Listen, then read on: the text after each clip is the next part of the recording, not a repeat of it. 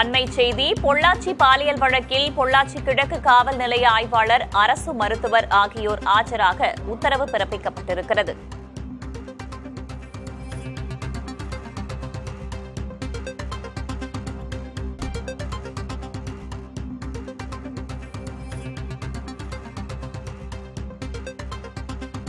பொள்ளாச்சி பாலியல் வழக்கில் பொள்ளாச்சியின் கிழக்கு காவல் நிலைய ஆய்வாளர், அரசு மருத்துவர் ஆகியோர் நீதிமன்றத்தில் ஆஜராக உத்தரவு பிறப்பிக்கப்பட்டிருக்கிறது. அண்மை செய்தியாக பார்க்கிறோம்.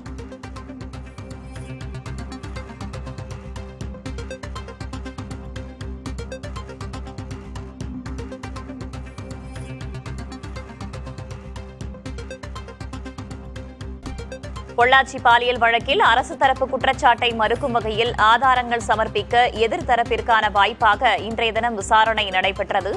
இதில் கிழக்கு காவல் நிலைய ஆய்வாளர், பொள்ளாச்சி அரசு மருத்துவமனை இருப்பிட மருத்துவர் ஆகியோர் ஆஜராக கோவை மகிழா நீதிமன்றம் உத்தரவு பிறப்பிக்கப்பட்டிருக்கிறது. எதிர்த்தரப்பில் 2 சாட்சிகள் விசாரணை செய்யக்கோரி தாக்கல் செய்யப்பட்ட மனு மீது இந்த உத்தரவு பிறப்பிக்கப்பட்டிருப்பதாகவும் தெரிவிக்கப்பட்டுள்ளது.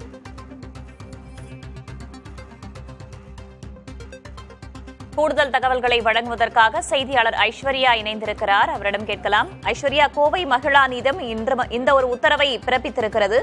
இன்றைய வழக்கு விசாரணையின் போது என்னென்ன வாதங்கள், பிரதிவாதங்கள்லாம் முன்வைக்கப்பட்டன? வழக்கின் அடுத்த கட்ட நகர்வு எப்படி இருக்க வாய்ப்பு இருக்கிறது?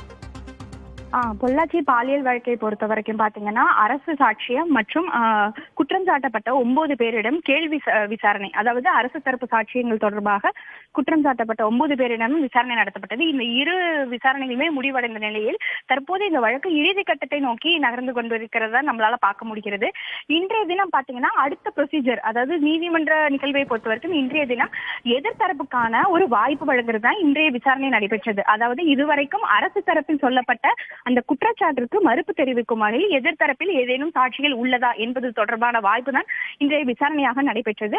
இன்றைய விசாரணையில் பாத்தீங்கன்னா குற்றம் சாட்டப்பட்ட 9 தரப்பில் 7 தரப்பில் பாத்தீங்கன்னா 7 நபர்களின் தரப்பில் எந்தவித சாட்சியங்களும் இல்லை, எந்த ஆதாரங்களும் இல்லை என தெரிவிக்கப்பட்டிருந்தது. ஆனால் இருவர் இந்த வழக்கில் 5ஆவதாக குற்றம் சாட்டப்பட்ட மணிவண்ணன், 6ஆவதாக குற்றம் சாட்டப்பட்டுள்ள பாபு ஆகிய இருவர் தரப்பில் தங்களிடம் சாட்சியங்கள் உள்ளதாகவும், அதாவது 2 சாட்சிகள் இது தொடர்பாக விசாரணை செய்ய வேண்டும் என மனு தாக்கல் செய்திருந்தனர். அந்த மனுவில் பாத்தீங்கன்னா அதாவது பொள்ளாச்சி கிழக்கு காவல் நிலைய ஆய்வாளர் மற்றும் பொள்ளாச்சி அரசு மருத்துவமனை இருப்பிட மருத்துவ அலுவலர் இருவரிடமும் வழக்கு சம்பந்தமான ஒரு ஆவணங்களை சமர்ப்பிக்க வேண்டும், அவர்களே ஆஜர்படுத்த வேண்டும் என மனு தாக்கல் செய்திருந்தனர்.